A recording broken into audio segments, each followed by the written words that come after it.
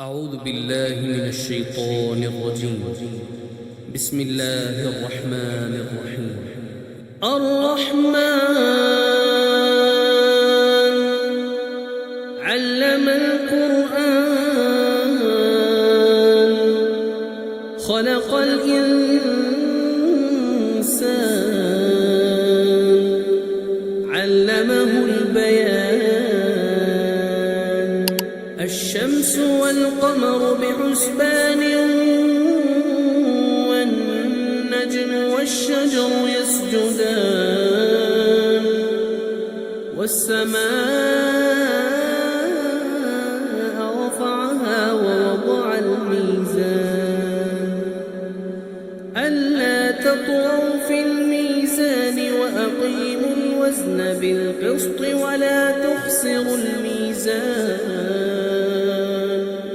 والأرض وضعها للأنام فيها فاكهة والنخل ذات الأكمام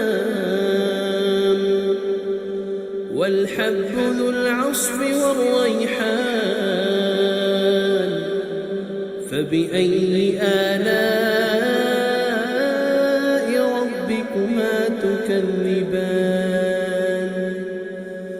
خلق الإنسان من صلصال كالفخار وخلق الجان من مارج من نار فبأي آلاء ربكما تكذبان. رب المشرقين ورب المغربين فبأي آلاء ربكما تكذبان. مرج البحرين يلتقيان بينهما برزخ لا يبغيان فبأي آلاء ربكما تكذبان. يخرج منهما اللؤلؤ والمرجان فبأي آلاء ربكما تكذبان. وله الجوار المنشآت في البحر كالأعلام فبأي آلاء ربكما تكذبان. كل من عليها فان ويبقى وجه ربك ذو الجلال والإكرام فبأي آلاء ربكما تكذبان. يسأله من في السماوات والأرض كل يوم هو في شأن فبأي آلاء ربكما تكذبان. سنفرغ لكم أيها الثقلان فبأي آلاء ربكما تكذبان. يا معشر الجن والإنس إن استطعتم أن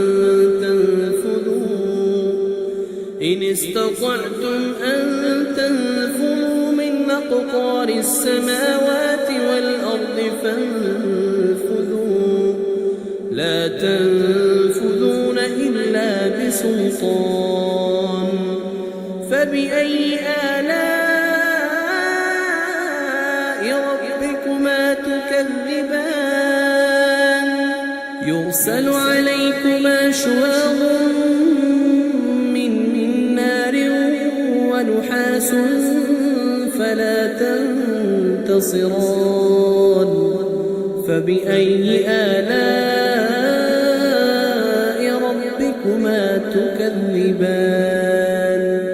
فإذا انشقت السماء فكانت مردة كالدهان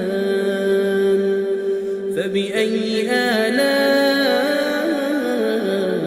ربكما تكذبان فيومئذ لا يسأل عن ذنبه إنس ولا جان فبأي آلاء ربكما تكذبان يعرف المجرمون بسيماهم فيؤخذ بالنواصي والأقدام فبأي آلاء ربكما تكذبان هذه جهنم التي يكذب بها المجرمون يطوفون بينها وبين حميم آن فبأي آلاء ربكما تكذبان ولمن خاف مقام ربه جنتان فبأي آلاء ربكما تكذبان ذواتا أفنان فبأي آلاء ربكما تكذبان فيهما عينان تجريان فبأي آلاء ربكما تكذبان فيهما من كل فاكهة زوجان فبأي آلاء ربكما تكذبان متكئين على فرش بطائنها من استبرق وجنى الجنتين دان فبأي آلاء ربكما تكذبان فيهن قاصرات الطرف لم يطمثهن إنس قبلهم ولا جان فبأي آلاء ربكما تكذبان كأنهن الياقوت والمرجان فبأي آلاء ربكما تكذبان هل جزاء الإحسان إلا الإحسان فبأي آلاء ربكما تكذبان ومن دونهما جنتان فبأي آلاء ربكما تكذبان مدهامتان فبأي آلاء ربكما تكذبان فيهما عينان نضاختان فبأي آلاء ربكما تكذبان فيهما فاكهة ونخل ورمان فبأي آلاء